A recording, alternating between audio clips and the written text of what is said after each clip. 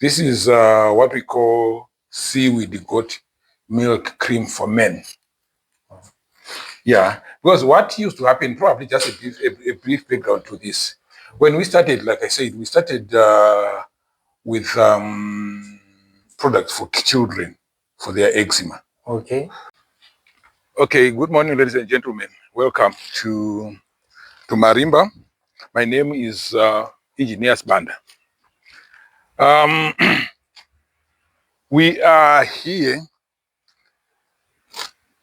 at our small plot with an average of 1 hectare. But there are quite a number of activities that happen here to support our anchor business. Our anchor business here is goat, dairy goat farming, whose ultimate product is skincare, goat milk skincare. So we keep some few goats here, and the reason being that our area is quite limited. We could actually have wanted to keep more, probably 30 or 40 goats. But apparently, because of the sheer size of our plot, we are unable to keep more. Here we just have 5 goats, which unfortunately our milk is not adequate for our own purposes. So we augment or supplement by imports that we get from South Africa. Goats, as you know, they are mainly browsers.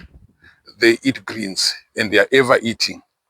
So what we have done is to harness every piece of land here by planting various crops to feed our goats.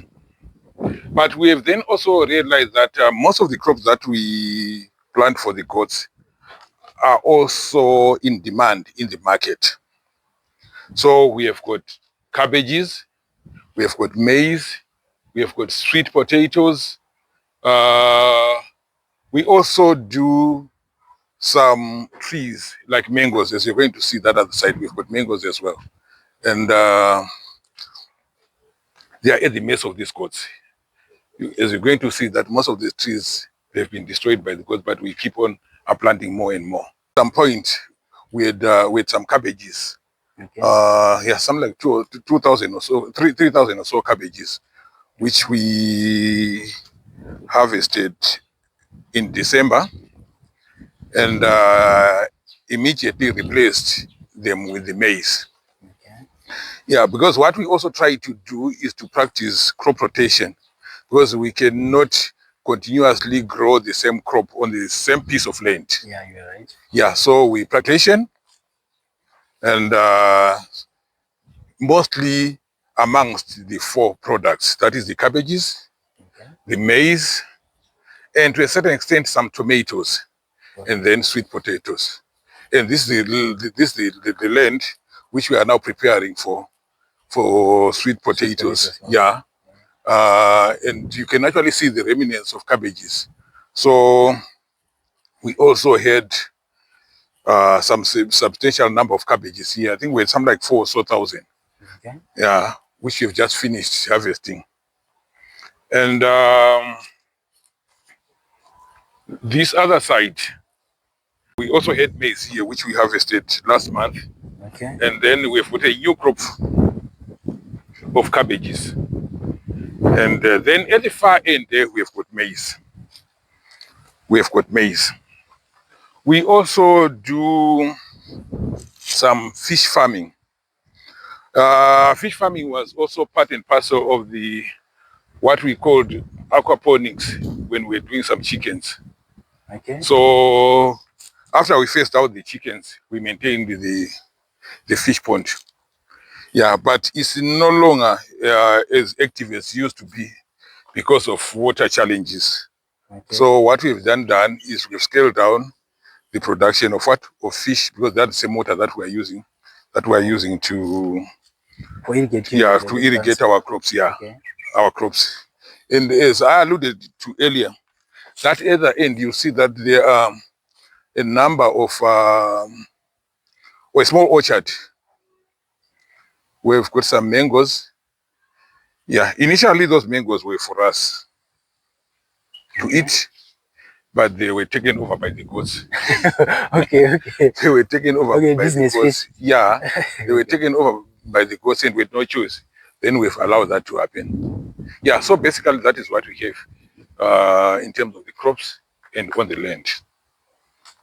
Okay, so my first question would be, you said this is a 1 hectare late land, right? So Yes, you are doing crop rotation. That's cabbages, maize, sweet potatoes, right? As well as tomatoes, right? yes. So how do you survive in terms of this small piece of land, of which you said goats need a lot of grazing land? So it means you are giving the goods, the crops that you are producing, right, as well as selling to the consumers. Yeah, exactly. That is what we are doing. We are surely sharing with the goats. Uh, but as I indicated earlier, that at some point we had some like 25 or so goats, which we then also scaled down in order to be accommodated here.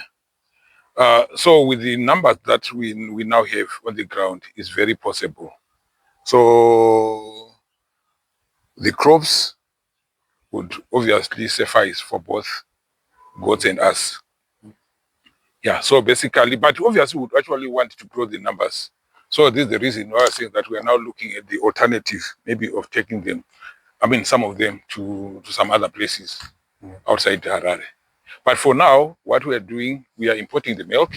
I think like I indicated earlier, we're importing the milk so that we supplement on what we are producing here. Okay, so provided that you have land, you would want to increase the number of goats up to how many? Um, I think for our own purposes for now, uh, 30 to 4 goats to 40 goats will be enough. Yeah, 30 to 40 goats, because the metric stand like this. Each goat, these are not ordinary goats. Okay, they are not These, ordinary. yeah, they are not. Yeah, they are not ordinary goats for meat. Okay, These are purely dairy goats okay. called Sanin. Oh, that's the Yes, difference. yes, So and they produce an average of 5 liters, 3 to 5 liters per day. per day? Wow, Yeah, wow, 3 to wow. 5 liters per day, and each liter would give us 10 or so sops. So, which means that one goat is capable of giving us 50 sops. One goat. One goat per day. So, yeah, one goat is capable of Oh, giving us 50 sops per day. So, which means that we may not necessarily need the large numbers, probably up to 100 or so. okay. With 30, 40, I mean, that will be a good business for us. Okay. So what's the average price of each goat? Provided that you said it's not, they are not ordinary goats. What's the average price? Okay, Buying price of the each? one that I bought here, one was going for $400 Wow, $400 for one. for one, yeah. But you can find them cheaper in South Africa for between 2,500 and 4,000 rands each Okay. goat. Yes. Okay. So you can even import them from South Africa to Zimbabwe. Yeah, basically, I don't think, yeah, ever since I bought those, because it was from a farm I was living, I've never actually come across anyone so far selling those goats. Wow. Yeah, Wow. in Zimbabwe. Do they have a specific name? They're called Sanin. Sunny. Yeah, originally from Switzerland. Wow. Okay. So you said you had a quite number of goats here, then you downgraded and they were affected. How many goats did you have before? Then for now, how many goats do you have? Okay, like I said, I started with 5, and then they reproduced up to 25. And then they came down back to 5. And after realizing that the 5 is the most sustainable number on this piece of Considering land. the Yes. piece of land, right? Yes, yeah. But as I said, with 5, it means that I'm looking at what? An average of between 15 and 25 liters per day. per day. Yes. Wow. At times it depends. At times you find that that milk will be adequate, but when the demand for the product goes up, yeah, we definitely have to supplement from elsewhere, from the imports. Wow. Okay. So what advice would you give to someone who wants to start to venture into these types of goats? Any advice considering buying the breeding stock, what you call the lactating goats? What advice would you give to someone who does not have knowledge or who wants to uh, produce these kinds of goats in milk? Okay, like any other business, goat farming or goat production requires a full understanding of what we call the value chain. Wow. The value chain, we start from the goat itself up to the end product Yes. to understand the value chain. And hence, the key component of the value chain is the market. So right now, okay, when I started with the goats, Yes. my main product was the milk. I was selling the milk. Okay. But later on, I then realized that there was much more demand on the skincare products And milk. than milk itself, and even the rewards were actually higher, isn't it? You find it, we need what you call value addition.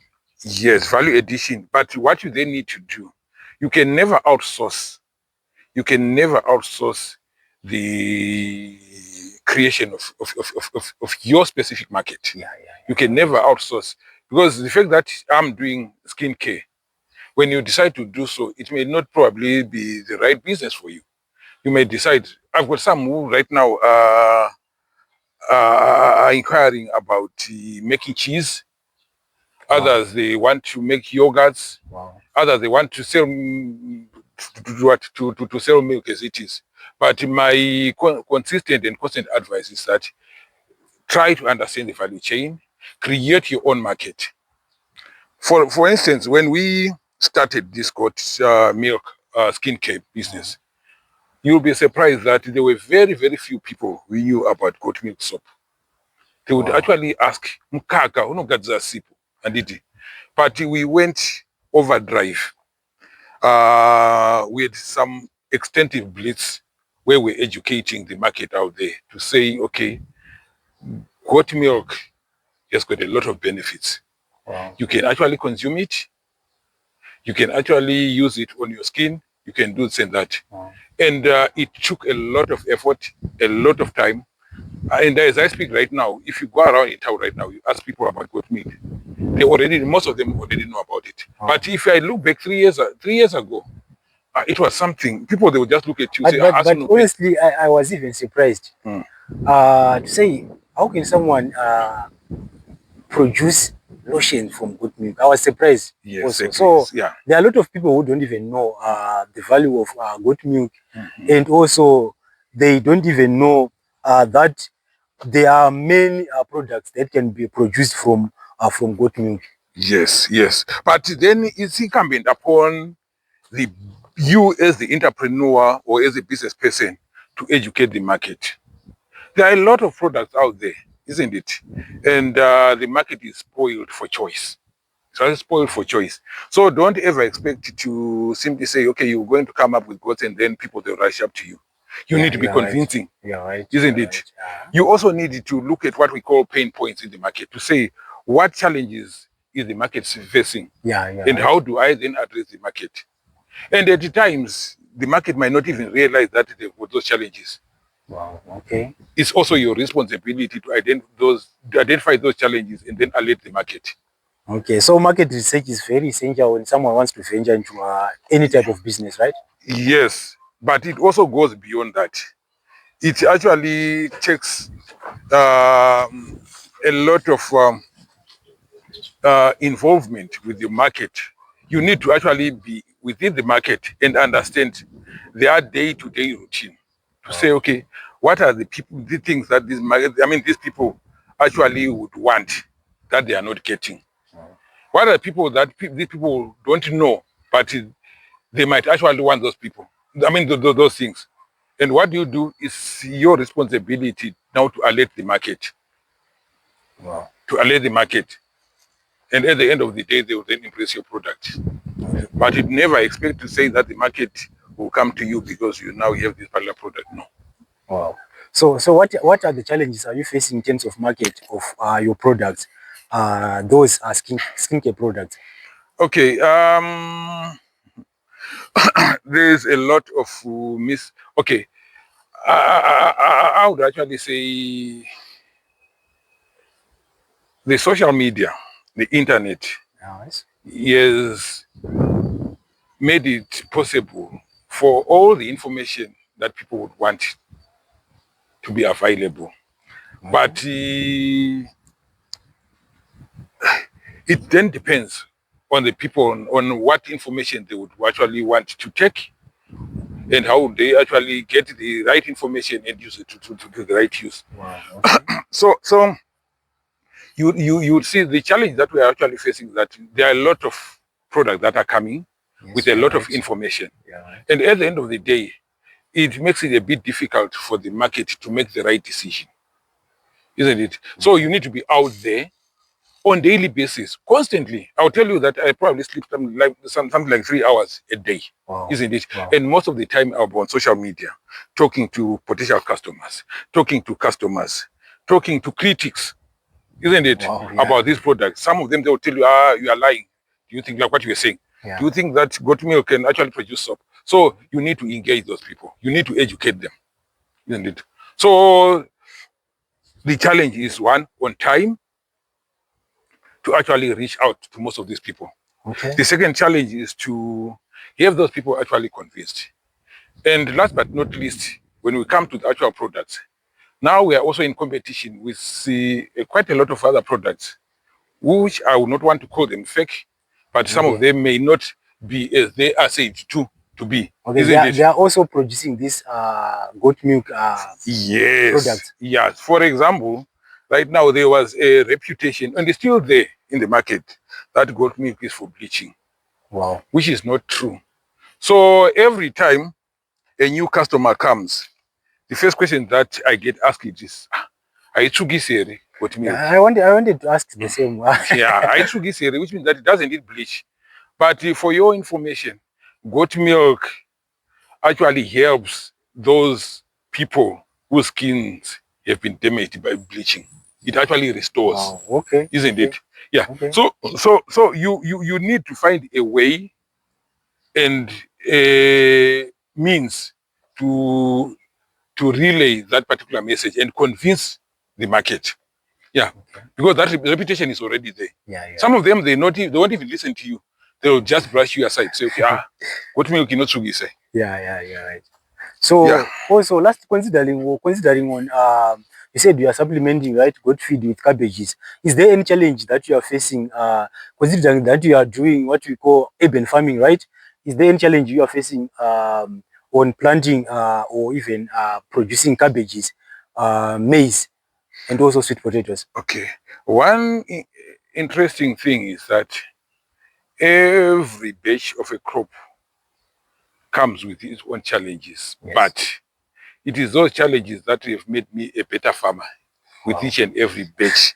One of the, if you look at this this batch, it only has 1,500 cabbages, but previously my previous batches, they would be between 4,000 and 6,000. Wow. Okay. Yeah, but what would then happen?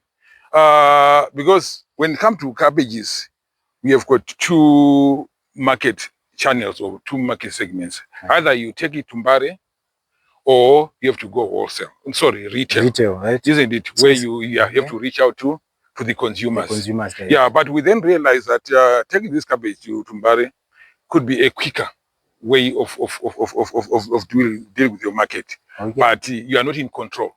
Yeah, of the market. Prices, in control of the prices and everything.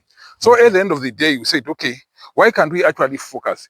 After we did our own research, we found out that if with 2,000 cabbages, we are able to sell almost all of them in 1 month. Retail prices. Retail prices. Okay. There are some who come here we also have some vehicles that go to a number of places like OK in Fakos, Okay. isn't it? Where we sell an average of 60 to 100 cabbages a day. Wow. Isn't it? So this has now prompted us to change the approach. Instead of planting 4,000, 5,000 in one batch, we have now reduced our batch to 2,000. As you can see here, these are 2,000 and those are the 2,000. Okay. So we're now saying we stagger them and give a spacing of a month. So every month we've got 2,000 cabbages. Wow, wow, wow. This is the irrigation that we are using. Okay. Yeah, maybe one of the things one of the takeaways for our fellow viewers is that initially we used to use drip irrigation. Wow, okay. It preserves water, but it also comes with its own challenge. Then that your cabbage becomes smaller because they are squeezed. Okay. Or if you jam the hole, it means that you're also even wasting water. Yeah. So right. we then introduced this new technology, which is called rain pipe. So now rain pipe is what we are using now for all our crops. We have been doing this, I think, for the past year. Okay. We deployed them, started deploying them in June last year. So you are using the rain pipe instead of the irrigation? Instead of the drip irrigation. Drip irrigation, okay. We use the rain pipe. We also, when it comes to the maize, we find that the rain pipe usually gets constrained as the crop actually grows, isn't it? So we also augment with sprinklers. Wow. And as you're going to see at the maize there, we've got sprinklers as well. Okay. So which crop is more difficult when it comes to those four crops that you said? Tomatoes. Tomatoes. They are very unpredictable. A lot of people say tomatoes are very difficult. They are very unpredictable. They are very sensitive to a lot of things. It could be disease, it could be the weather or the climatic conditions and so forth. Okay. Yeah. Cabbage is okay, but like any other crop, obviously they require some prudent crop management in terms of disease. Yeah. Okay. There's always a mistaken view out there. I will always hear people talking about goat milk soap. I'm told goat milk soap works well. I'm looking for it and so forth. What we want to clarify here is that goat milk soap goat milk skincare is not one size fits all. Okay. You don't have you can't go out there and say, I've got this challenge, I'm looking for goat soap, and then you expect it to address all the skin conditions that you come across. Okay. And that's the reason why on this table we have got various products. In fact, we have got a total of 16 products. Wow, 16. So you produce 16 different types of products. They are not all that different. They are different in a way, but they are also of different sizes. Wow, okay. Like, for example, we find that all these are soaps, isn't it? Okay. But they have different sizes and also different types. Okay. Meant for different skin requirements and skin conditions. Okay. Yeah. Probably I will start with the soap. Our soaps, they are in two sizes. We have got what we call the traveler size, which is actually for the face. For those people who say, okay, I'm just concerned about my face and nothing else. Okay. And then we've got what we call the standard size. This is for the whole body, including the face. So which one is the standard size? This is the standard size. Standard size. The travelers. Yeah. And this is a traveler size. Okay. Yeah. But of these two sizes, find that they are now also different soaps as well. Based on their composition and also on their use. So we have got 3 different types. We have what we call ordinary or plain goat milk. Okay. These 2. They are brownish, they are a bit whitish in color or green color. Okay. They are actually made from goat milk and some organic oils like coconut and olive oil and so forth, and nothing else. Okay, that's the ordinary. These are ordinary. And their main use are for those with skin conditions or skin problems like eczema, like acne, yeah, and any other skin. So we are saying these actually come on what we refer to as the categories. We've got the medicinal category and then the cosmetic category. Okay. And then the cosmetics is where people, they just want to have a smooth face, beautiful face, glowing face. These are what these are cosmetics. Okay. So on the cosmetics, we have got two types of soap. We've got goat milk with turmeric. Turmeric. Yeah. And these two, both in two sizes, travel and standard. And then the third category, unfortunately, we don't have it here, is goat milk with seaweed. We actually import seaweed from Zanzibar. Okay. Yeah, so at times, because of the logistical issues, we have stock out. We run out of stock as I speak right now. The goat milk with seaweed is actually finished. We are in the process of bringing in, another consignment of seaweed. So basically, there are three types. We said plain, with turmeric, and with seaweed. And those with seaweed is usually, they are usually part of what we call a men's combo. Okay.